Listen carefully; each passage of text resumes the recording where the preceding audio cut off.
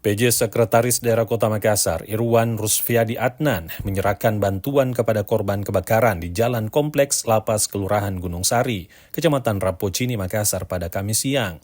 Bantuan ini diserahkan berupa beras, kompor, tabung gas, selimut, mie instan, minuman bergizi, serta kebutuhan lainnya.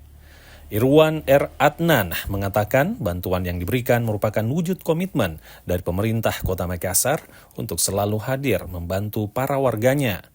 Ia mengungkapkan terdapat 7 kepala keluarga kakak yang menjadi korban kebakaran yang terjadi pada 20 November lalu, di mana menghanguskan 4 unit rumah dan 1 korban jiwa seorang wanita meninggal berusia 65 tahun.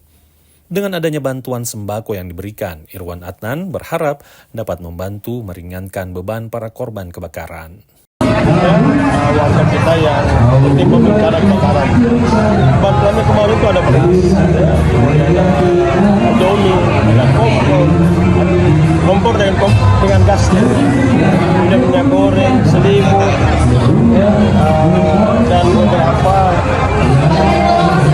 bantuan lainnya. Kemudian dihadiri juga dengan kepala dinas dengan perwakilan lurah. Sebelumnya juga Pak Camat juga sudah datang. Akhir-akhir ini kan banyak peristiwa kebakaran. Himbauan tak mungkin Pak kepada masyarakat.